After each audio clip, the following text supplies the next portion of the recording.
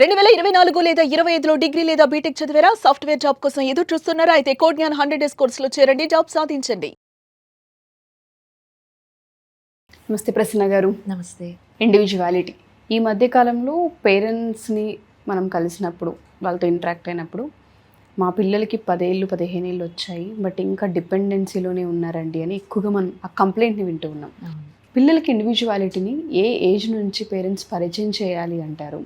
వాళ్ళకి అంటూ కొన్ని డెసిషన్ మేకింగ్ ఉండాలి అని మనమే చెప్తూ ఉంటుంటాం. దాన్ని ఎలా ఎడ్యుకేట్ చేయాలి పేరెంట్స్ అంటారు? చాలామంది పేరెంట్స్ దగ్గర వింటున్న ప్రాబ్లం ఇది. మా పిల్లలకి సొంతంగా ఏ పని చేసుకోవడం రావట్లేదు, ప్రతిదానికి మా మీదే డిపెండ్ అవుతున్నారు. ఒకవేళ వాళ్ళని ఏదైనా డెసిషన్ తీసుకోమని చెప్పినా అది ఖచ్చితంగా రాంగ్ డెసిషనే అయి ఉంటుంది అని చెప్పి చాలామంది పేరెంట్స్ కంప్లైంట్ చేస్తూ ఉంటారు. దట్టు ఇది కూడా మనం ఎక్కువ టీనేజర్స్ ఉన్న పేరెంట్స్ దగ్గర వింటూ ఉంటాం. ఎందుకు అంటే 10 years వరకు వాళ్ళు చూసే పర్సెప్షన్ ఒకలా ఉంటుంది, చిన్నపిల్లలు అని ట్రీట్ చేస్తారు. 10 years తర్వాత 12 years 13 years వచ్చేటప్పటికి పెద్దవాళ్ళలా కనబడుతారు, వాళ్ళ మాటలు కానీ వాళ్ళ బిహేవియర్ కానీ. కానీ అక్కడ కూడా డెసిషన్ మేకింగ్ అనేది స్కిల్ డెవలప్ అవ్వలేకపోతూ ఉంటే పేరెంట్స్కి ఒక రకమైన భయం స్టార్ట్ అవుతుంది. ఇది నిజానికి పిల్లల తప్పు కాదు, పేరెంట్సే వాళ్ళకి తెలియకుండా ఈ డిపెండెన్సీ అనేది పిల్లలకు అలవాటు చేసేస్తున్నారు. ఓకే, ఎలా అంటారు? ఎలా అలవాటు చేస్తున్నారంటారు అసలు? అది మనము చిన్నప్పుడు షాపింగ్కి తీసుకెళ్ళినట్లయితే అక్కడ నీకు ఈ డ్రెస్ బాగుంటుంది, నీకు ఈ కలర్ బాగుంటుంది అని మనమే చూస్ చేసి వాళ్ళకి సెలెక్ట్ చేసి ఇచ్చేస్తాం. నీకు ఇదే బాగుంటుంది, నువ్వు ఇది వేసుకోవాలి అని.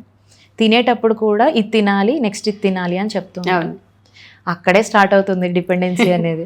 వాళ్ళకి నచ్చింది చెయ్యాలి అని ఒకటి ఉంటుంది. నాకు ఈ కలర్ కావాలి, చాలా మంది పిల్లలకి ఫేవరెట్ కలర్స్ సెలెక్ట్ చేసుకోవడం ఇలాంటివి కొన్ని ఉంటాయి. ప్రతి పిల్లల్లోనూ ఉంటుంది అది. కానీ వాళ్ళకి నచ్చింది కాకుండా నువ్వు ఇదే వేసుకోవాలి, నీకు ఇదే బాగుంటుంది అని చెప్తాం. అది కూడా పేరెంట్స్ మా పిల్లలు ఈ బట్టలు వేసుకుంటే బాగుంటారు అనే ఉద్దేశంతో మంచి ఆలోచనతోనే చెప్తారు. కానీ దాని కాన్సిక్వెన్సెస్ ఇలా ఉంటాయి అని వాళ్ళకి తెలియదు. అది ఏమవుతుంది అంటే, ఇంకొక ఎగ్జాంపుల్ చూద్దాం. పిల్లల్ని ఒక డ్రాయింగ్ వేయమని మనం అడిగామనుకోండి, ఒక పేపరు, పెన్సిల్, కలర్ పెన్సిల్స్ అన్నీ తెచ్చుకొని కూర్చున్నప్పుడు ఏం చేయాలి? వాళ్ళు కంప్లీట్గా ఆ డ్రాయింగ్ కంప్లీట్ చేసే వరకు మనం వెయిట్ చేయాలి. కానీ చాలామంది పేరెంట్స్ చేసే మిస్టేక్ ఏంటి అంటే, ఏం వేద్దాం అనుకుంటున్నావు, ఏం డ్రా చేస్తావు, చెప్పు, నేను చెప్తాను నీకు ఎలా వేయాలో అంటారు. వాళ్ళు చేయాలనుకున్నదంతా చేసే వరకు కంప్లీట్ చేస్తే తర్వాత మనం దాని గురించి మాట్లాడచ్చు. అలా కాకుండా ముందే ఎప్పుడైతే అక్కడ అది వెయ్యి ఇక్కడ ఇది వెయ్యి అని నువ్వే చెప్పేసావో, పిల్లలకి లోపల ఉన్నది బయట పెట్టలేక డిస్సాటిస్ఫాక్షన్ అనేది ఉంటుంది అక్కడ. వాళ్ళు ఎలా ఇమాజిన్ చేసుకున్నారు, ఎలా ఇంప్లిమెంట్ చేశారు వాళ్ళు అనుకున్న టాస్క్ని, ఇవన్నీ వదిలేసాం. మనం ఏం చెప్తే అదే చెయ్యాలి అనే డిపెండెన్సీని మనమే అలవాటు చేసేసాం. 10 years వచ్చిన తర్వాత ఇంకా వాళ్ళకి డెసిషన్ తీసుకోవడం రావట్లేదు అంటే అది కంప్లీట్గా పేరెంట్స్ మిస్టేకే.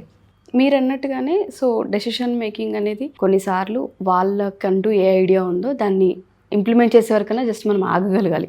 కానీ అంత పేషెన్స్ ఇప్పుడున్న పేరెంట్స్లో ఎక్కడానూ లేదు. యాక్చువల్గా ఇండివిజువాలిటీ అనే ఒక డెవలప్మెంట్ పిల్లల్లో స్టార్ట్ అయ్యేది at the age of 18 months, 18 నెలలకి.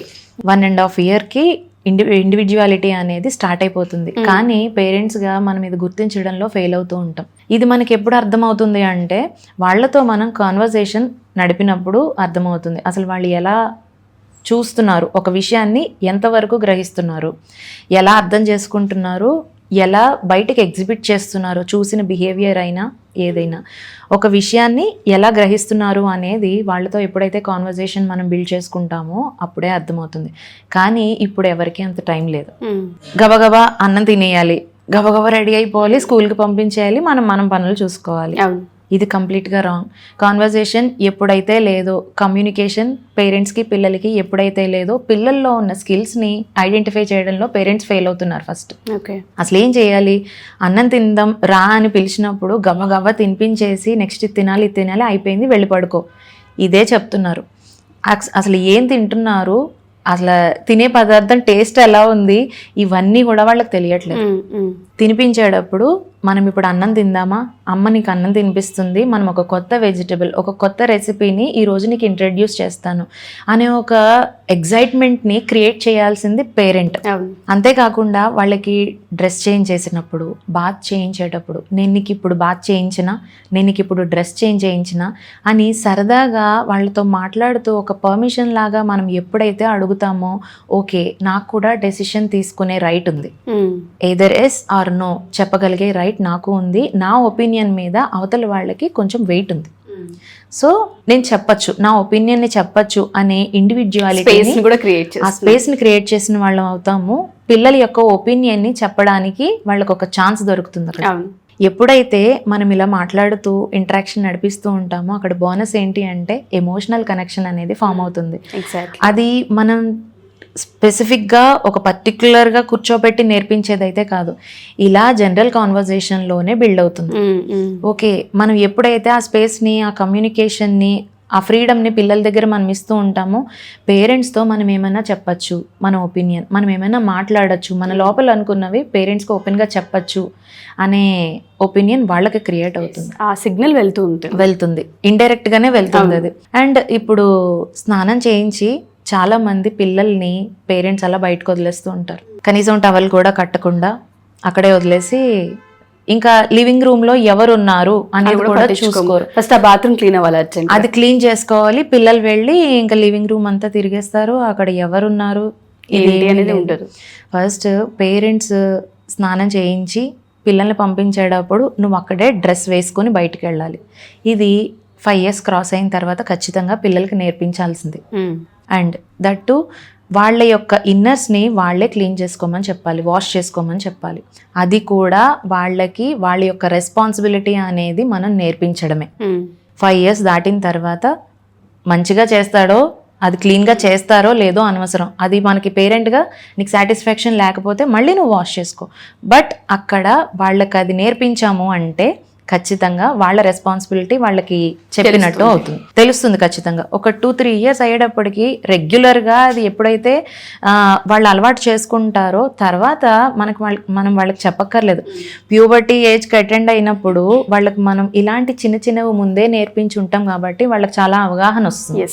మనం ఏదైతే వాళ్ళని పెంచుతూ ఉంటామో, మీరు అన్నారు 1.5 year ఏజ్ నుంచే కొన్ని గైడ్ చేయాలి అని, ఏ విషయాలలో ఇంకా తల్లి పాత్ర ఉంటుంది అంటారు? ఆ ఇండివిజువాలిటీని ఇంకెక్కడెక్కడ మనం ఇంట్రడ్యూస్ చేయొచ్చు అంటారు మేడం? మనం ఎప్పుడైతే ఆడపిల్లని తీసుకుందాం, డ్రెస్ చేంజ్ చేయనా, నీకు బాత్ చేయించనా అని ఎప్పుడైతే వాళ్ళని పర్మిషన్ అడుగుతామో, ఓకే ఇది నాది, ఇది నా బాడీ, నా గురించి అవతల వాళ్ళు పర్మిషన్ అడుగుతున్నారు అంటే దీనికి ఎస్ ఆర్ నో చెప్పాల్సింది నేనే అనే ఒక హింట్ వెళ్తుంది కదా వాళ్ళకి. అప్పుడు అది ఏం జరుగుతుంది అంటే, మనం ఇది అలవాటు చేస్తాం కదా ఇంట్లో, బయట వాళ్ళు ఎప్పుడైనా మన పిల్లల్ని తప్పుగా టచ్ చేయాలి అని చూసినప్పుడు పిల్లలు ఇది good touch are bad touch అనేది గ్రహించే శక్తి వాళ్ళకి వస్తుంది. సో ఫ్యూచర్లో పెద్ద పెద్ద డిజాస్టర్స్ కాకుండా పేరెంట్స్గా మనం ఏం చేయగలమో అది చేసిన వాళ్ళం అవుతాం. రైట్, ఆ రెస్పాన్సిబిలిటీ పేరెంట్స్ తీసుకున్న వాళ్ళు అవుతారు. ముందుగానే పిల్లలకి చాలా విషయాలు తెలియకుండానే మనం గైడ్ చేసినట్టు అవుతుంది. ఇప్పుడు ఆడపిల్లలకి తల్లి ఏ ఏజ్ వరకు బాత్ చేయించాలి, మగపిల్లడికి ఏ ఏజ్ వరకు బాత్ చేయించాలి అనే క్వశ్చన్ని రైస్ చేశారు ఒక పేరెంట్. మగపిల్లలకి 3 years తర్వాత బాత్ చేయించాల్సిన రెస్పాన్సిబిలిటీ ఫాదర్ది, అప్ టు 5 years. 5 years తర్వాత పక్క నుండి గైడ్ చేయాలి, ఇక్కడ ఇలా వాష్ చేయాలి, ఇలా చేసుకోవాలి అని పక్క నుండి గైడ్ చేయాలి. 5 years తర్వాత ఇండివిజువల్గా వాళ్ళ బాత్ వాళ్ళే చేయాలి. ఆడపిల్లకైతే కంప్లీట్గా మదర్ రెస్పాన్సిబిలిటీ అది. ఇది చాలా మందికి తెలియక మార్నింగ్ హరిబరిగా ఉంటారు, ఆఫీస్ టైం, స్కూల్ టైమ్స్ అయినప్పుడు మదరే ఫాదర్కి చెప్పేస్తారు పాపకు స్నానం చేయించి అని. అది కంప్లీట్గా మిస్టేక్. అది దానివల్ల ఇంపాక్ట్ నెగిటివ్ అనేది బేబీ మీద పడుతుంది, ఫాదర్ మీద కూడా పడుతుంది.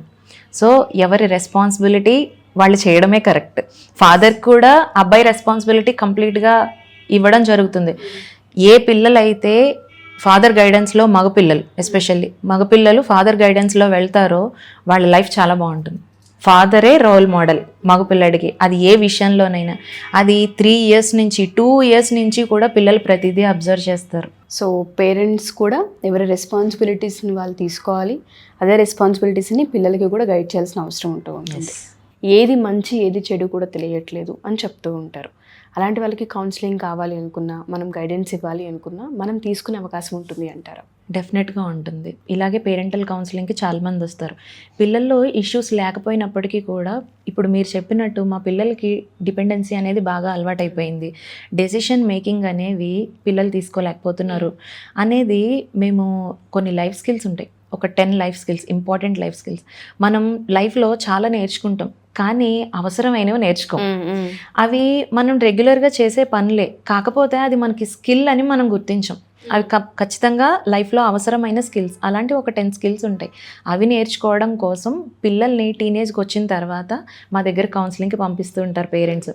అలాగే పేరెంటల్ కౌన్సిలింగ్కి కూడా ఇలాంటి చిన్న చిన్న టెక్నిక్స్, ఇప్పుడు వాళ్ళు చేసే మిస్టేక్స్ ఏంటి అంటే 10 years వచ్చే వరకు బాగా ప్యాంపర్ చేసే పిల్లల్ని ఏది నేర్చుకోకుండా వాళ్ళు ఇండిపెండెంట్గా చిన్న చిన్న పనులు తీసుకోకుండా నా వాటర్ బాటిల్ ఎక్కడుంది అని అడుగుతారు, నా బాస్కెట్ ఎక్కడుంది, నా బాక్స్ ప్రిపేర్ చేసావా, అమ్మ ప్రిపేర్ చేయడం వరకునే, అది తీసుకొని బ్యాగ్లో పెట్టుకోవడం అది పిల్లల రెస్పాన్సిబిలిటీ. అది కూడా చేసుకోలేని పిల్లలు ఉన్నారు.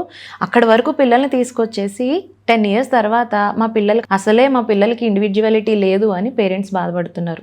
సో ఇవన్నీ పేరెంటింగ్లో ఉండే ఇష్యూసే, వాటి కోసం కౌన్సిలింగ్ వస్తూ ఉంటారు. ఎస్. సో ఫస్ట్ పిల్లల కంటే ముందు పేరెంట్సే రావాలి అంటారు. ఖచ్చితంగా. సో ఎవరైతే 2 years పిల్లలు ఇంట్లో ఉన్నారు అనుకున్నప్పుడు పేరెంటింగ్లో ఇండివిజువాలిటీని, రెస్పాన్సిబిలిటీని ఎలా యాడ్ చేయాలి అన్న వాటిపైన వాళ్ళకి అవగాహన కావాలంటే మనం గైడ్ చేసే అవకాశం ఉంటుంది అంటారు. Definitely. Sure ma'am. Thank you ma'am. Thank you so much. Thank you.